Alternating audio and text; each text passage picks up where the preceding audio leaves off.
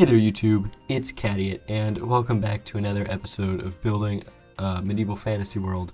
In this episode we have this hill back here, and we're going to start on a mountain area. Yeah, that mountain right there. So the goal of this is going to be to try and divide up this area between the city and everything on the other side, so I can start with some more builds long-term on the other side that aren't supposed to be visible from the city and castle area. So, first thing you might notice here is I finally decided to start using World Edit. Um, it doesn't handle too well with Replay Mod, it looks like, because it freezes every once in a while. It just doesn't show up, which is interesting. But anyway, so I started using World Edit, and I'm using it mainly here because building a mountain is hard, especially from hand. It's just easier to use a bunch of sphere tool and then smooth it all out to try and get a natural looking shape. A natural looking shaped mountain. It's just, it makes, I guess I'm just beating a dead horse here, but it just makes it easier versus placing every single block by hand, which I don't know how I didn't live with, or how I was, kind of living without World Edit up until this point. It would have been so much, nicer to have on so many of these builds, but now that I've found it, it looks like I'm going to be using it for more projects like this one.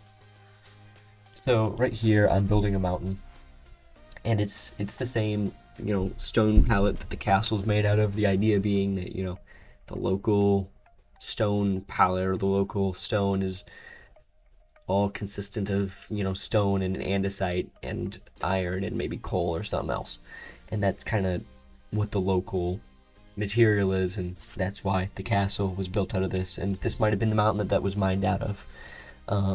It seems naive to think, but it's honestly, I hear that's the case with a lot of older structures anyway.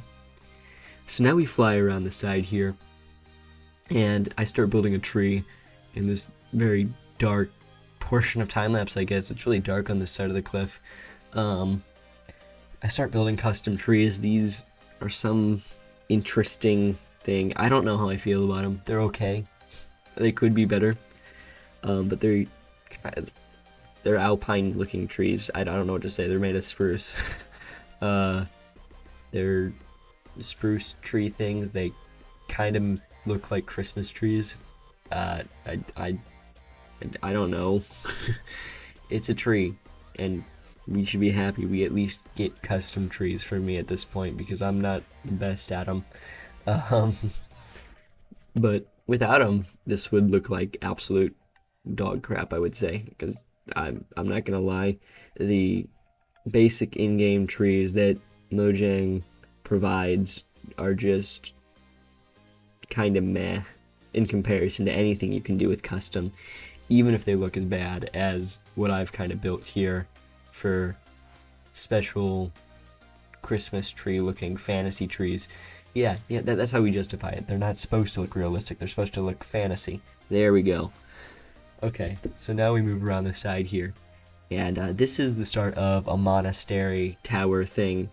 I wanted to have some sort of, I don't want to say cult, but some sort of religious building type thing, monastery, meditation area, I don't know, just something that you might see whatever religion said world that this exists in would have. They might have like a little place of prayer or worship for their people in training. I don't know. I'm gonna stop commenting on that idea while I still can.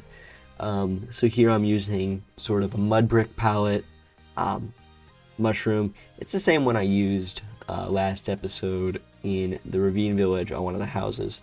But then I also used the copper roof this time versus what I used the other time, which was a blackstone roof.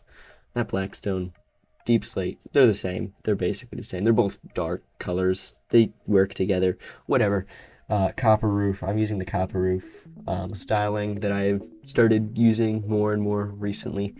So this here consists of a main structure area, kind of like a prayer hall, or I don't know, something like that. It's built like a church, and then a big tower. The tower, as you can see, it's really boxy to start. I really go through and try and hammer that out afterwards. By laying the outline, I kind of it's okay. It's hard to lay out outlines without making them boxy. You can go back through though and add more depth and texture later, which is what I did here. As you can see, I go back through and I try and make the roof a lot less bulky and round, and instead add arches and inclines all throughout to try and give it more uh, depth and texture. And then I come back through here and I start just leaving the whole thing up, making it overgrown, moss on the roof, grass everywhere. Try to make it look like it's kept up, but in not the most kept up way. That's like an oxymoron, I don't know. Um, it's supposed to look worn but not worn. Grass growing on the roof is one way to do that. Moss on the roof is one way to do that. It makes it look like it's been mossed, or it's been, I guess, overgrown. So it may be not taken care of. Who knows? Anyway, more trees. I'm building a tree right now that is going to get taken down in like 2 seconds. So watch this. It's gonna fall over because I didn't like how it was turning out. So any moment now it's gonna fall over on its side because I absolutely hated how it was when I was building it, and I decided this thing needs to die. So now it's on the ground, which adding down like massive down trees honestly is a lot easier than building them upright because you can make them just look like a mess. Um, and that's one of the things I kind of wish we had. We have, in some regard, basic down trees, but not like massive down trees. Um, and even then, I don't see many of the down trees anymore. I don't think they're in Java, last I checked. Anyway, moving on. We're moving over here to the entrance gate checking area for the city. This is like kind of I would say a toll booth or a check-in station to make sure that you're not carrying any illegal items or stupid things that could hurt people across the city bridge into the actual city. I know we have a giant gate on this specific entrance area, but this would be, the place where you'd actually get your cargo checked and pay your fee to cross the bridge, or get told, no, you can't bring that in because it's illegal in the area. Don't bring in your drugs type of thing. So it's just kind of a castle, a little castle tower with a side thing or a side building thing off to the side. And then you'd have probably some guards standing outside saying, hey, I need to check your cargo or you can't pass. And then 9 out of 10 times they'd probably beat you up because they don't like you. That felt specific, but it is not. Trust me, it's never happened. Anyway, so I'm building some carts up here on the side now. So these would be little carts that maybe they weren't able to bring into the city, or maybe they weren't allowed to have, or maybe the people who were bringing them just didn't bring them across the bridge because they're just making a stop in the city and they didn't want to pay the tax for them to go across. You never know. You never know with that. But yeah, that's the little checkpoint area leading into the city. Now we're going to build a couple more trees on the outside here to get rid of the plains area that kind of formed. And just like that, we're done with the time lapse. So I will see you when the cinematic, which is about to roll on screen, is done.